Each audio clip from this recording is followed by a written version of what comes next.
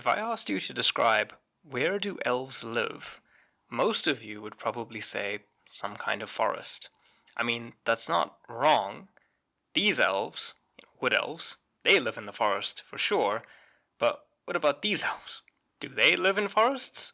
Or do they live in cities that modern consumers of fantasy media would struggle to describe?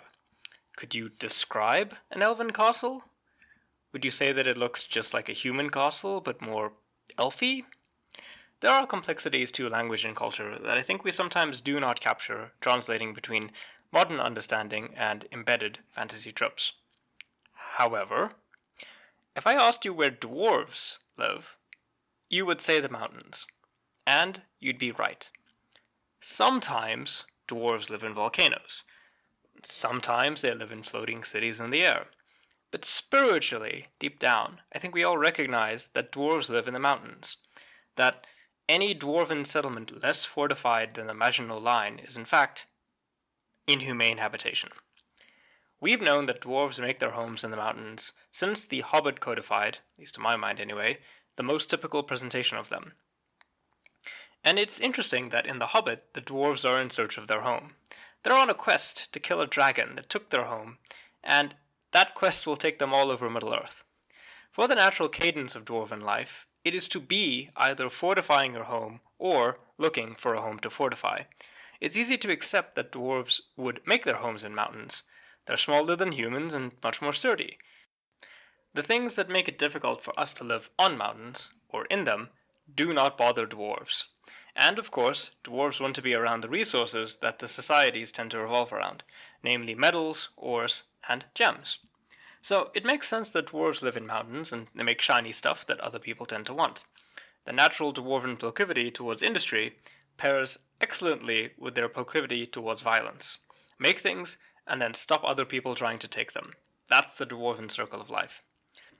It's no wonder then that the dwarven propensity towards violence and industry lends itself nicely to depictions in media, but of course especially video games. Obviously, there is Dwarf Fortress, a game that is as intricate as it is maddening.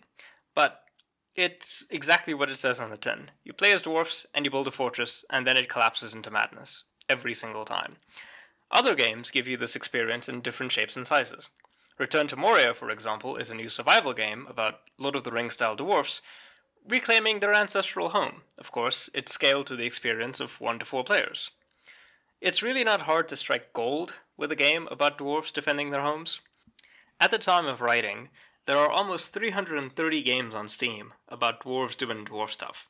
Most of it will involve building up a fortress. But I've omitted the one area where dwarf fortresses have largely been absent, and that is, of course, tabletop games. Sure, you can go online and find nice STLs for dwarf fortress terrain pieces. Yes, you might even be able to use the rules for Warhammer the Old World to fight out a siege, but these things do not actually give you the experience of creating a fortress. Not on their own, anyway. There is a cycle of industry and violence that is needed. You need to actually build things before the orcs show up to smash them down. And this is where I meant to stop this video, lamenting for all the narrative and mechanical richness of a Dwarf Fortress game. The tabletop world still lacks this meaningful champion to take up the title. That was, of course, until I heard about Those Under the Mountain. Those Under the Mountain, TOMB for short, is a combination of base building board game and TTRPG, and it is really fascinating. This is a game made by Gorman, and it's really about that cycle that I described earlier. The core loop is this interaction between players deciding how to allocate labor during their game weeks. The labor lets you build things for your fortress, from tools and weapons all the way to the actual fortress itself. And then, when you've built your fortress, you can spend your blood to defend it from goblins. At the time of writing, the game system works for up to 50 dwarfs split amongst 2 to 4 players, I think, and it's going on crowdfunding this year. I'm not going to do a deep dive into the rules for now. The game is still very much in a state of development, with the quick start rules being available now. But from what I've read so far, I really like it. I think that this is going to be something special.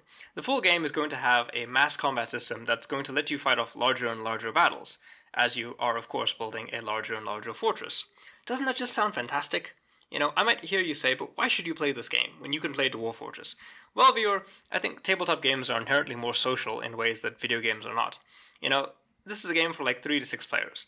You can sit down with your fellow dwarfs, share some drinks, and actually have a go at building this fortress.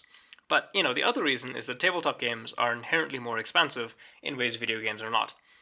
These rules are designed with the toolbox style of approach. You can plug your own parts into it quite easily. You can change whole systems if you really want to. You've got so much scaffolding for building something interesting. Like, for example, the base rules give you like 20 different occupations that your dwarf characters can have. That's a lot of rules for giving flavor to dwarfs, but it also, of course, mechanically means your different dwarfs will have different roles, from things like simple laborers all the way up to like artisans. I spoke to the author about the mass combat, and their response was that if you want to use the system, have at it. You're less restricted, I find, in tabletop games than in video games. My plan for this game, when I manage to get it, is to set up some Lego bins so we can literally build the fortress as my friends and I are playing it. The only real limits to your game are your willingness to put in effort. And it's like what the dwarves would do, man. If you like me like dwarves, do yourself a favor and check this game out. I was not paid to make this video by the creator. I really just want to support this unique idea in the tabletop gaming space. If I were getting sponsorships, I could definitely afford to make more than one video every couple of months. So, enough about me yapping, go read these rules, go build a fortress, and if you want, you can like and subscribe too.